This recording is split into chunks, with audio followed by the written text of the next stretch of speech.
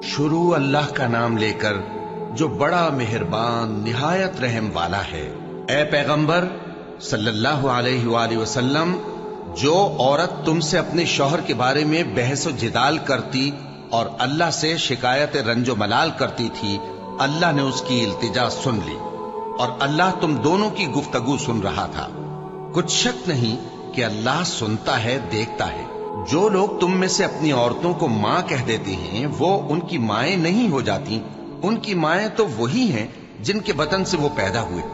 बेशक वो नामाकूल और झूठी बात कहती हैं, और अल्लाह बड़ा मुआफ करने वाला है, बख्शने वाला है। और जो लोग अपनी बीवियों को मां कह बैठे फिर अपने कौल से रुजू कर लें, तो उनको कुर्बत से पहले एक गुलाम आजाद करना जरूर है।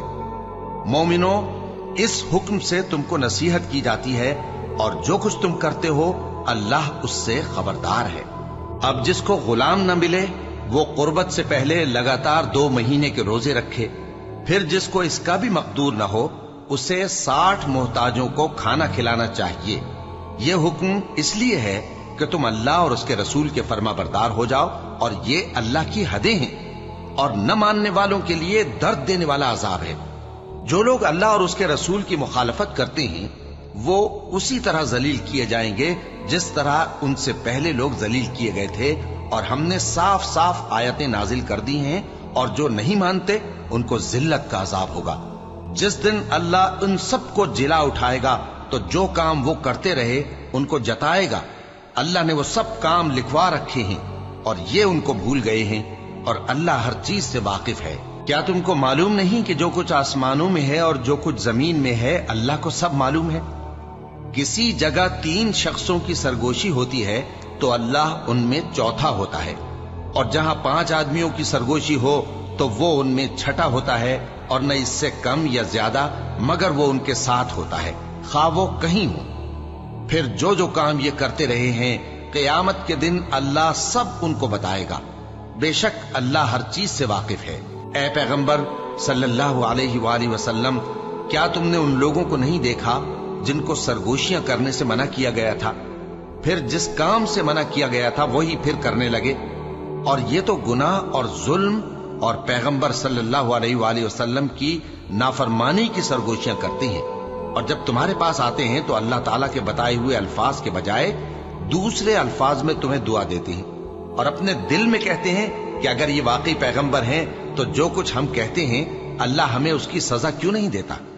ए पैगंबर सल्लल्लाहु अलैहि वसल्लम, इनको दोज़ख ही की सजा काफी है, ये उसी में दाखिल होंगे, और वो बुरी जगह है। मोमिनो, जब तुम आपस में सरगोशियां करने लगो तो गुनाह और ज्यादती और पैगंबर की नाफरमानी की बातें न करना, बल्कि नेकूकारी और परहेजगारी की बातें करना, और अल्लाह से जिसके सामने जमा किए जाओगे डरते रहना।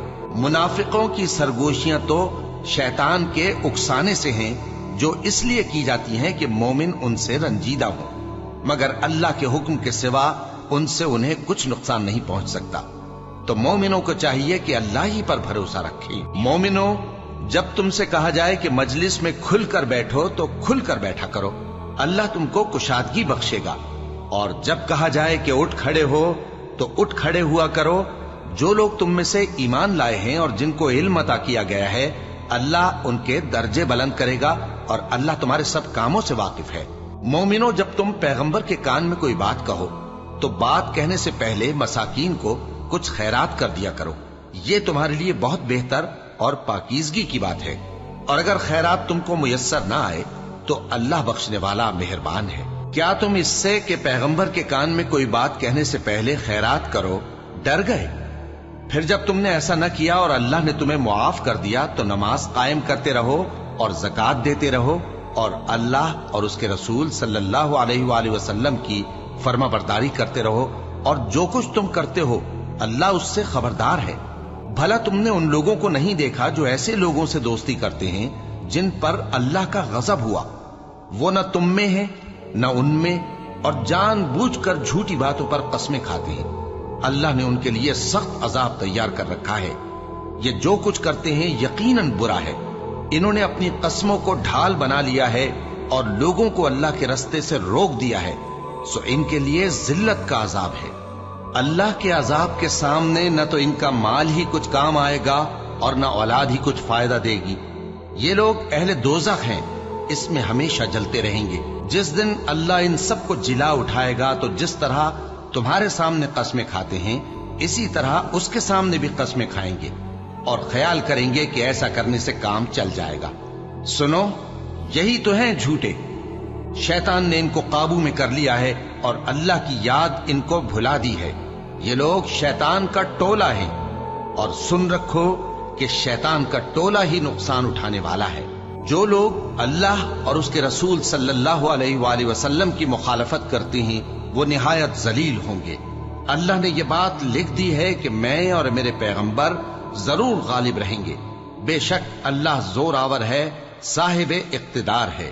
جو لوگ اللہ پر اور روز قیامت پر ایمان رکھتے ہیں تم ان کو اللہ اور اس کے رسول صلی اللہ علیہ وآلہ وسلم کے دشمنوں سے دوستی کرتے ہوئے نہ دیکھو گے، خواہ وہ ان کے باپ یا بیٹے یا بھائی یا خاندان ہی کے لوگ ہوں۔ یہ وہ لوگ ہیں جن کے دلوں میں اللہ نے ایمان کو نقش کر دیا ہے اور اپنے فیض سے ان کی مدد کی ہے، اور وہ ان کو بہشتوں میں جن کے نیچے نہریں بہ رہی ہیں داخل کرے گا، جن میں وہ ہمیشہ رہیں گے۔